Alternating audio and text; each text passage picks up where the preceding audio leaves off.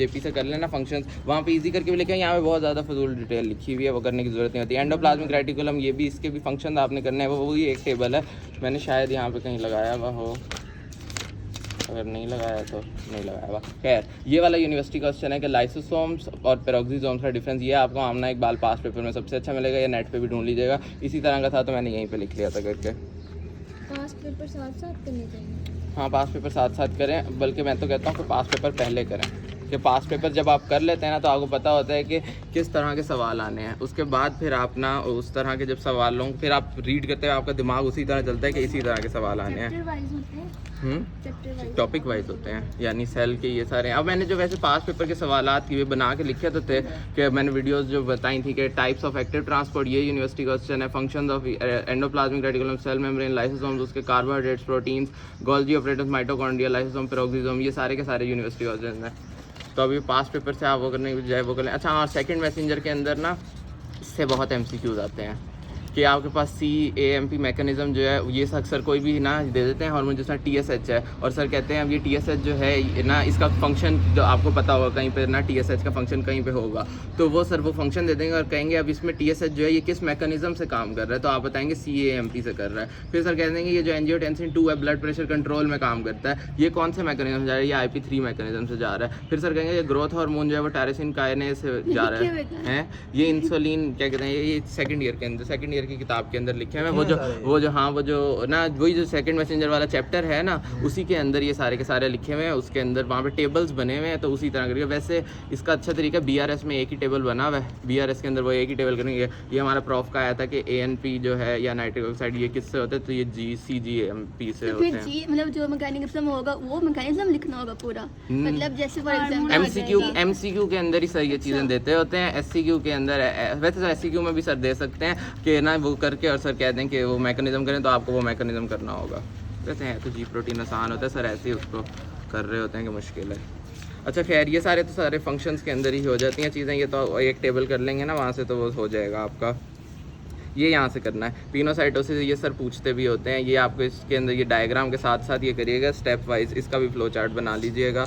इसके अलावा फेगोसाइटोसिस, ये वाले जो हैं ये 4 स्टेप्स, ये यूनिवर्सिटी क्वेश्चन है, ये आपने करना है इसकी डायग्राम के साथ। उसके बाद यहाँ पे आपको ना मिलते हैं ऑटोफेगोसोम्स मिलता है, और ऊपर कहीं ऑटोलाइसिस भी है करके। अच्छा खुद ही देख लीजिएगा, ऑटोलाइसिस कहीं पे लिखा हुआ था। अच्छा, और ये लाइसोसोम, लाइसोफेरिन, ये सब बताना चाहिए। हाँ, ये ऑटोलाइसिस, ये भी यूनिवर्सिटी क्वेश्चन है, ये भी पता होना चाहिए। एंडोप्लाज्मिक रेटिकुलम के फंक्शंस वहीं से JP से हो जाएंगे, ये सारी चीज़ें हैं। ये सब फजूल है। Mitochondria extract energy from nutrients, ये नहीं। फंक्शन कैरेक्टरिस्टिक्स ऑफ ATP आनी चाहिए आपको। इसके अलावा यूजेस ऑफ ATP, ये यूनिवर्सिटी क्वेश्चन है, ये आना चाहिए। लोकोमोशन ऑफ सेल्स, ये ना हम छोड़ देते हैं अक्सर के, इसको काट देते होते हैं, लेकिन सर साकी फिर यही टॉपिक पकड़ लेते हैं। सर साकी ने जब हमारे इस चैप्टर का सुना था ना, तो सर ने, हमने सारे टॉपिक छोड़ दिए थे और सर ने इसी चैप्टर से सुनना शुरू कर दिया था। तो इसको रीड दे दीजिएगा, इसके अंदर कोई अहम बात नहीं है, लेकिन आप इसको एक दफ़ा रीड दे के ना बस समझ लीजिएगा चीज़ें क्या है। नेक्स्ट उसके बाद हमारे पास ना बाकी ये सारा चैप्टर ख़त्म, दूसरा चैप्टर भी ख़त्म हो गया। इसमें भी ऐसा कोई वो रॉकेट साइंस नहीं। हाँ, ये रहा ना JP के अंदर ये वाला टेबल दिया हुआ है। अब इसी एक टेबल में हमारे पास रफ एंडोप्लाज्मिक रेटिकुलम के भी फंक्शंस बताए हुए हैं, स्मूथ एंडोप्लाज्मिक रेटिकुलम के भी, गोल्जी के भी बताए हुए हैं, लाइसोसोम, पेरोक्सिसोम, ये सारे कर लेंगे ना, तो आपको फिर यहाँ से इतनी डिटेल करनी। और ये सेल मेम्ब्रेन के मैंने यहाँ पे ना वहीं JP से ही करके इतना लिखे थे, तो ये वाली भी देख लीजिएगा।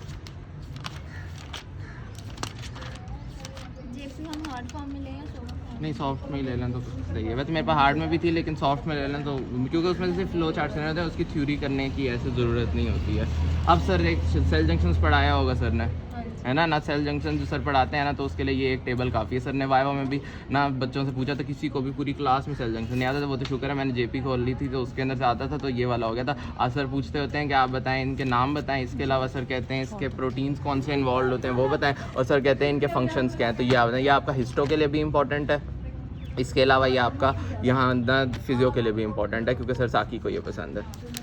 अच्छा, अब ये जेनेटिक कंट्रोल वाला चैप्टर आ गया, तो इसके अंदर से ये ट्रांसक्रिप्शन और ट्रांसलेशन जो है ये इंपॉर्टेंट है। वैसे तो पहले तो हम इस चैप्टर के अंदर से ना सिर्फ और सिर्फ ये एक सवाल करते होते थे कि ये एक सवाल जो है ना, यही क्योंकि हमेशा आता होता है कि types of different types of RNA। ये करवाएंगे अभी नहीं वो, लेकिन ये यूनिवर्सिटी क्वेश्चन है। लेकिन ना इस वाला चैप्टर सर ने करवाया है, कुछ भी नहीं पढ़ाया इसमें से। दो वीडियोस दिखाई होंगी सर ने वो बताया होगा हमारे पास के एंट्रॉन्स क्या होते हैं, एक्सॉन्स क्या होते हैं, इंट्रॉन्स क्या होते हैं, इस तरह की सर बातें। अच्छा ये वीडियो सर बस सर की स्लाइड्स में लिखा हुआ है ना, तो इसका मतलब आप लोग पढ़ चुके हैं। सर की स्लाइड्स में ये बातें लिखी हुई हैं। तो ना अब आपने क्या करना है, इसके अंदर से आपने ना ट्रांसक्रिप्शन तो बच्चों वाली बात है, ये आप लोगों को पहले से सारी चीज़ें आती हैं, ठीक हो गया। तो सर पूछते हैं कि प्रोटीन फॉर्मेशन कैसे होती है, तो प्रोटीन फॉर्मेशन इसी ट्रांसक्रिप्शन से होती है। लेकिन ना इससे पहले ना वो चैप्टर नंबर कहाँ गया, 79 ये है ना। अब यहाँ पे आप देखें ना तो हमारे पास वो यही वाला था ना, जैक स्टैक, मुझे पता है। तो यही हमारे पास जो ट्रांसलेशन है ना हमारे पास, अब यहाँ पे देखें तो इस ट्रांसलेशन को हमारे पास ये एक्टिवेट कर रहा है, ठीक है। तो यहाँ से हमें पता चलता है कि अच्छा तो ना सर कहते हैं कि इसके ऊपर जो मॉलिक्यूलर रेगुलेशन या इस तरह का हार्मोनल रेगुलेशन कह देते हैं ना, कि उस लिहाज से बताएं। तो आपने ये भी सारा लिखना होगा, उससे पहले आपको जैक स्टैक वाला मैकेनिज्म भी लिखना होगा। ये हमारा प्रॉफ का सवाल था और हम छोड़ के आए थे, ठीक हो गया। तो ये वाला सवाल आपने करना है कि जैक स्टैक वाला मैकेनिज्म। सर को जैक स्टैक बहुत पसंद है, वायो में भी सर जैक स्टैक पे बहुत आते हैं। और ये वो टेबल हैं जो मैं बता रहा था, ये वाला टेबल की ये टायरोसिन काइनेस सिग्नलिंग ये होती है, CAMP ये वाले होते हैं, ये वाले होते हैं। तो आप यहाँ से कर लीजिएगा। और ये वाला जी प्रोटीन की सर ने बहुत वीडियोस ना दिखाई होंगी, ठीक हो गया। बाकी ये फजूलियात हैं, इनको कर रहे हैं ना करें, कोई मसले वाली बात नहीं है। बस आपको ये ना ग्राफ्स आने चाहिए सर, ये डायग्राम आने चाहिए और ये टेबल्स आने चाहिए, बाकी नहीं कुछ आना चाहिए।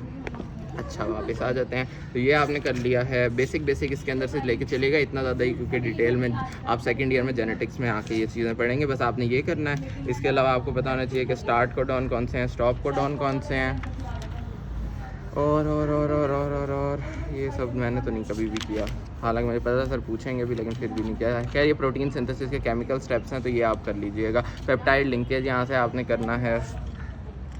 इसके अलावा एंजाइम इनिशिएशन और एंजाइम एक्टिवेशन ये आपने यहाँ से करना है। बाकी ये जो है ना चीज़ें, ये आपके ना ऐसा मुझे नहीं लगता कि ना सर ने, क्योंकि पढ़ाते भी नहीं है तो सुनेंगे भी नहीं है। जो सर पढ़ाते हैं सर वही सुनते होते हैं, और जो सर की स्लाइड्स में होता है। यहाँ से एपोप्टोसिस और नेक्रोसिस का डिफरेंस होता है, ये यूनिवर्सिटी क्वेश्चन है, ठीक हो गया। अब ये जो था, अब ये वाला चैप्टर के अंदर से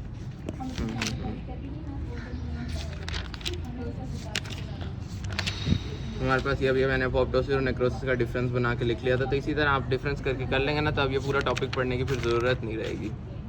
खैर ये हमारे पास होगी चैप्टर नंबर 3 तक की।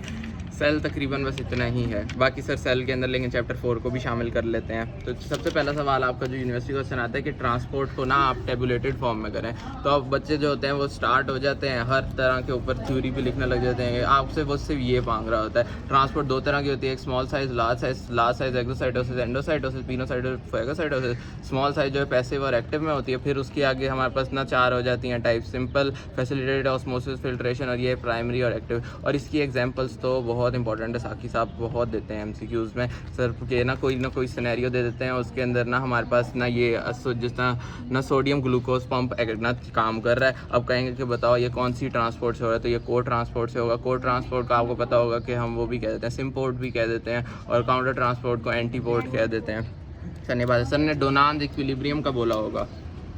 एक तो ट्रांसपोर्ट सर ने बताया डोनाल्ड इक्विलिब्रियम का, डोनाल्ड का बताया होगा चीज़ों का।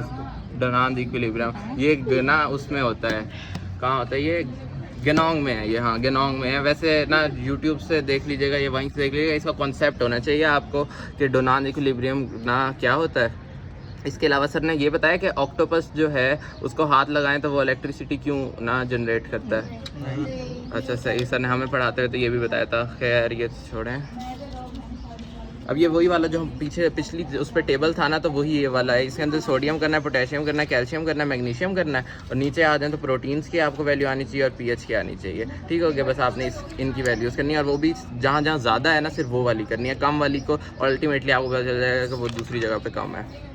मैंने तो इसको ऐसे किया हुआ था कि हमारे पास सोडियम जो है ये वाली जो सारी हैं ना, ये हमारे पास ECF में ज़्यादा है कि सोडियम हो गया, कैल्शियम हो गया, क्लोराइड हो गया ये, और बाकी सारी जो है वो हमारे पास ना ICF में ज़्यादा है। तो इस तरह करके आप लोग कर सकते हैं। चैनल प्रोटीन और कैरियर प्रोटीन का डिफरेंस आपको आना चाहिए। और यहाँ से अगले पेज से आपको ना ये आना चाहिए था, सिंपल डिफ्यूजन और फैसिलिटेटेड डिफ्यूजन और सिंपल डिफ्यूजन का डिफरेंस आना चाहिए आपको। इसके अलावा यहाँ से एक्वापोरेंस यहाँ पर लिखा हुआ है, ये एक्वापोरेंस का पता होना चाहिए।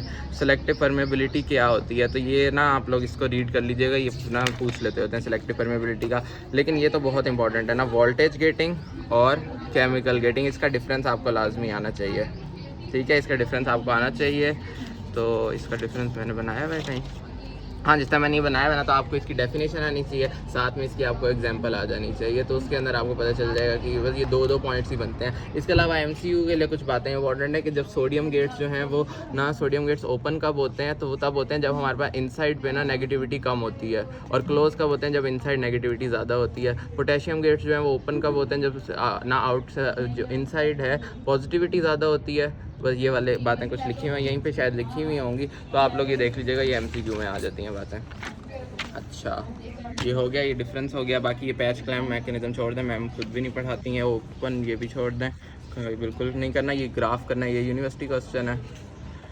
इसके अंदर वो पूछते होते हैं कि हमारे पास क्यों ये ना ये जो है ये ना, यानी ये जो हमारे पास सिंपल डिफ्यूजन है वो तो सीधी जा रही थी, लेकिन ये फैसिलिटेड डिफ्यूजन वी मैक्स पे जाके क्यों रुक जाती है। तो आप ये ग्राफ बनाएंगे और इधर इसकी नीचे डिटेल लिखी हुई है, तो आपने वो करना है। ये मैंने साकी साहब ने जो हमें लेक्चर दिया था वो नोट किया हुआ था कि सर साकी साहब ने क्या इसके ऊपर इस चैप्टर पर लेक्चर दिया था। तो ये पंप ऑफ लाइफ होता है सोडियम पोटेशियम ATPase, ये बात आपको आनी चाहिए। इसके अलावा सर ने बड़े सिस्टमाइज वे में पढ़ाया था। बाकी सर ने कहा था कि if we created 2 poles, some of the areas must have positive and some of the areas must have negative, and whenever an external stimulus is given, the flow of ions should be from positive to negative, and if this was supposed to happen, then we will then पता नहीं क्या लिखा है, supposed to act like, हाँ we were supposed to act like an octopus or some type of jellyfish, के the moment it touches something it emits a huge spark of electricity, then why exactly the body does not act like that। तो इसका answer फिर आगे ये Donald equilibrium के अंदर सारा का सारा सर ने बताया था। तो इस तरह करके ठीक हो गया। बाकी सर ने इसके अंदर ये ना इलेक्ट्रिक पोटेंशियल और ये सारी बातें बता दी थी कि ना पेस मेकर पोटेंशियल क्या होता है, एक्टिव पोटेंशियल, सर ने इसी के साथ सारा का सारा कॉन्सेप्ट दे दिया था। हमारे तो सर के साथ सिर्फ एंड में जाके ना 7-8 लेक्चर ही हुए थे, सर ने उसमें हमें ECGs और यही सब कराए थे।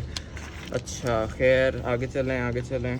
नन्स पोटेंशियल, ये तो मैम मरियम शफक का फेवरेट है ना, इसकी वो डेफिनेशन लिखवाएंगी, वो डेफिनेशन ही वो सुनना चाहती होती हैं, तो वो आप लाइन वाइज सुनाइएगा।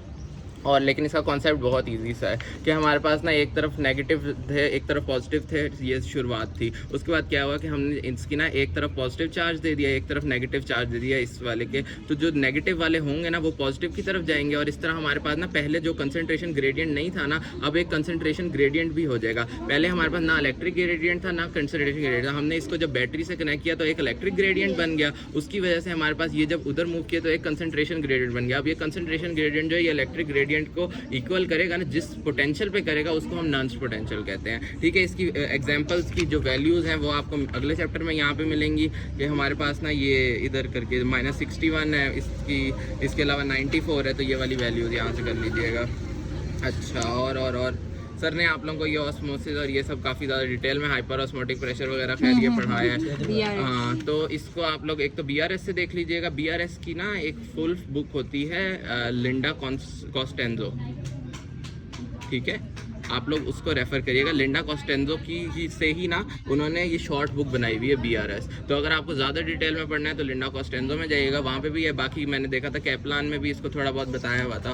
तो ना जो सर के जो ना वो वाले टॉपिक्स होते हैं ना, जो सर ना किताब में नहीं होते लेकिन सर पढ़ाते हैं, उन पे अच्छी ग्रिप किया करें, क्योंकि वही सर की नज़रों में ना आपको उठा देते हैं और वही सर की नज़रों में आपको गिरा देते हैं। तो इसलिए आपको ना करना चाहिए और सर की नज़रों में रहें, सर फिर नंबर अच्छे देते हैं।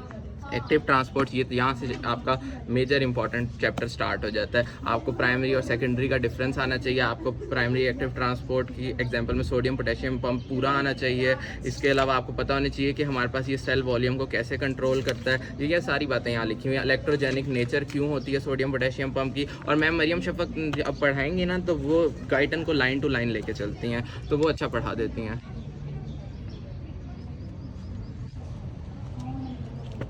एक सेकंड सिर्फ।